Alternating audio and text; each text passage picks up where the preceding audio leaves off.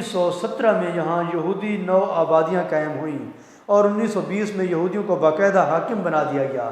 بے گناہ مسلمانوں، معصوم بچوں اور بالکل نہتے لوگوں کے خون سے ہولی کھیلی گئی۔ مسلمانوں کے گھروں پر بلڈوزر چلا کر زمین بوس کر دیے گئے، لاکھوں مسلمان قتل ہوئے۔ لیکن اس سے کہیں بڑا المیہ یہ تھا کہ ایک مخصوص مسلم طبقہ غیرت سے ہاتھ دھو بیٹھا تھا۔ فلسطین کے معاملے میں بھی کئی فوجی غداروں نے دشمنوں کی عثمانی فوج کے راز پہنچائے، جس کی وجہ سے کثیر عثمانی لشکر کو شکست ہوئی۔ صرف یہی نہیں، ہر مقام پر مسلمانوں نے غداروں کی وجہ سے شکست کھائی۔ سلطان ٹیپو نے شکست کھائی تو میر صادق کی وجہ سے، سراج الدولہ نے شکست کھائی تو میر جعفر کی وجہ سے، اور جنگ آزادی مرزا الہی بخش، مولوی رجب علی اور شہنشاہ کے اپنے داماد کی وجہ سے ناکام ہوئی۔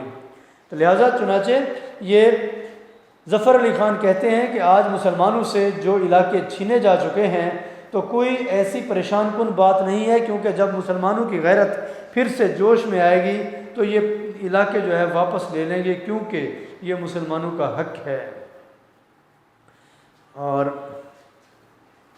اگلا شعر دیکھیں کہ ان کواکب کے عوض ہوں گے نئے انجم طلوع، ان کواکب کے عوض ہوں گے نئے انجم طلوع، ان دنوں رخشندہ تر یہ آسماں ہو جائے گا۔ تو کواکب کے معنی کوکب کی جمع ہے، یعنی ستارے، اور عوض بدلے میں، انجم ستارے، اور رخشندہ تر زیادہ روشن، طلوع کے معنی ظاہر ہونا، دکھانا یا پیدا ہونا۔ تو دیکھیں آج کے ستاروں یعنی شہداء کی جگہ نئے ستارے یعنی نئے غازی لیں گے۔ یہ استعاراتی شعر ہے، بلکہ پوری نظم ہی تقریباً استعاراتی ہے، اور عالم اسلام میں مزید تابناک ہو جائے گا، یعنی جو نئے ستارے ہیں ان کی جگہ نئے اور ستارے لے لیں گے اور عالم اسلام مزید تابناک ہو جائے گا۔ تو مولانا ظفر علی خان اس تشریح طلب شعر میں جو ہے استعارے کے انداز میں بتا رہے ہیں کہ کواکب سے مراد وہ شہداء جو آزادی اور حریت کی پاسداری میں شہید ہو رہے ہیں، اور انجم سے مراد وہ مجاہدین اسلام ہیں، جو آسمان سے مراد دنیا اسلام ہے۔ اب ظفر علی خان کی دیکھیں کہ گہرائی میں بڑا شعر کہا ہے انہوں نے کہ شہداء کا خون رائے گاہ نہیں جائے گا، بلکہ ان شہداء کے بدلے میں مزید عظیم لوگ جنم لیں گے جو عالم اسلام کو روشن تر بنانے کے لیے عصر حاضر کے شہداء سے بھی زیادہ قربانیاں دیں گے۔ مولانا ظفر علی خان کا لب و لہجہ رجائی ہے، رجائی سے مراد پر امید ہے، اور وہ قوم کے مستقبل سے مایوس نہیں ہیں۔ بقول اقبال نہیں ہے نا اقبال، نہیں ہے نا امید اقبال اپنی کشت ویراں سے، نہیں ہے نا امید اقبال اپنی کشت ویراں سے، ذرا نم ہو تو یہ مٹی بہت زرخیز ہے ساکی۔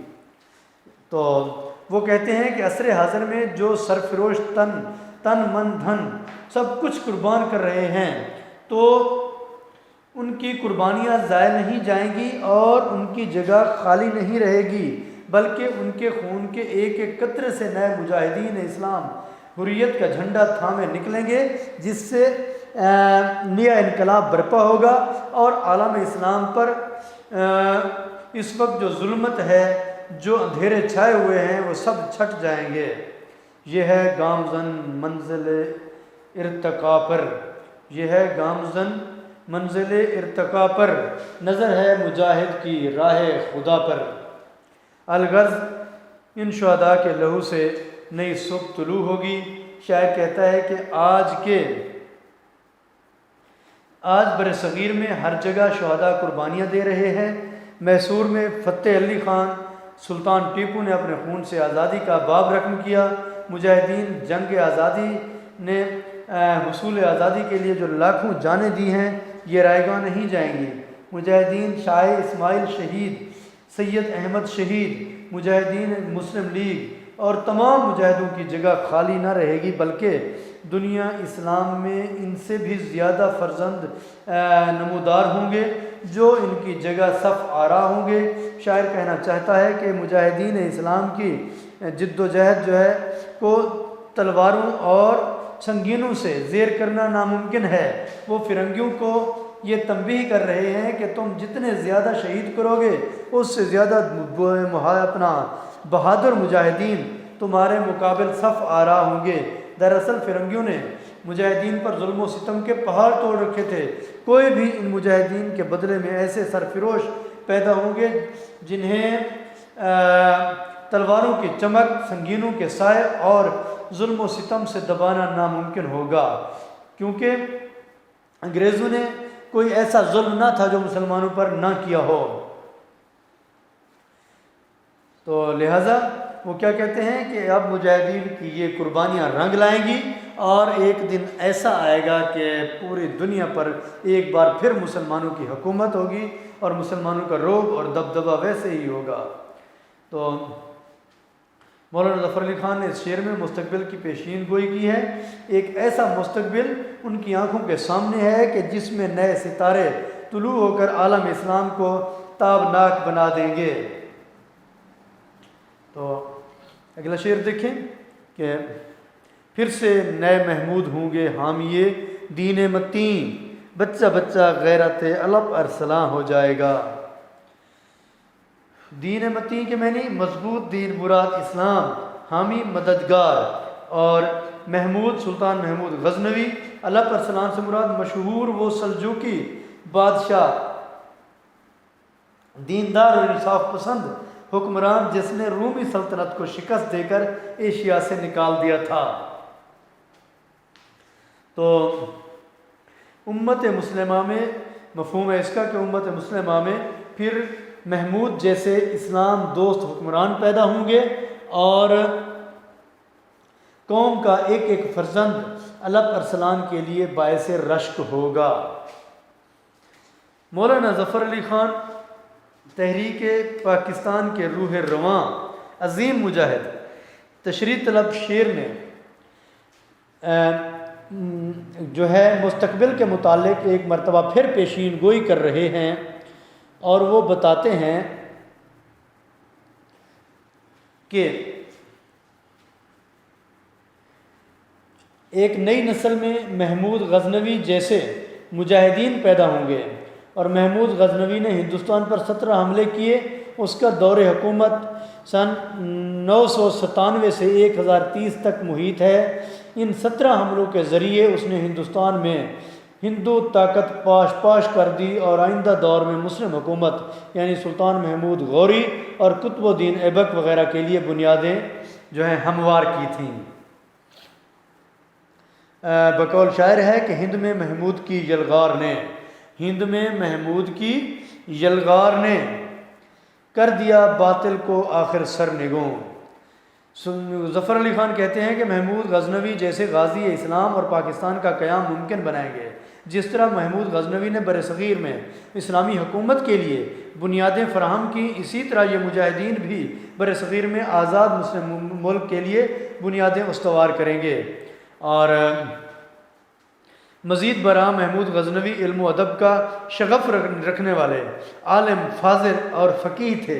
چنانچہ ہم کہہ سکتے ہیں کہ شاعر کی مراد یہ ہے کہ نئے ادوار میں کفر و شرک کا توڑ کرنے والے، حق کا بول بالا کرنے والے، علم و ادب کا شغف رکھنے والے علماء، فضلاء اور فقہاء ہوں گے جو عالم اسلام کے لیے باعث استحکام ہوں گے۔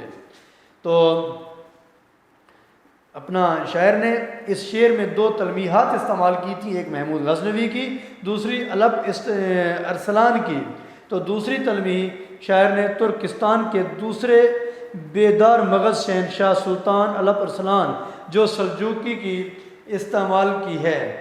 دونوں تلمیحات شاعر نے حکمت کے معمور استعمال کی ہیں۔ علب ارسلان کی تلمیح فرنگیوں کے توڑ کا اظہار ہے۔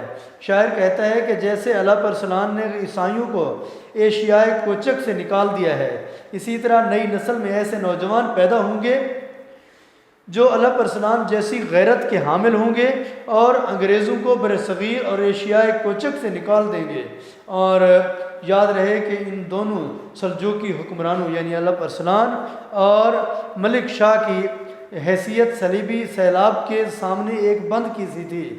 جب تک یہ دو حکمران زندہ رہے 20 لاکھ صلیبیوں کا لشکر ایشیا اور فلسطین نہ پہنچ سکا، لیکن جیسے ہی ملک شاہ فوت ہوئے صلیبی ایشیا پر اتر آئے۔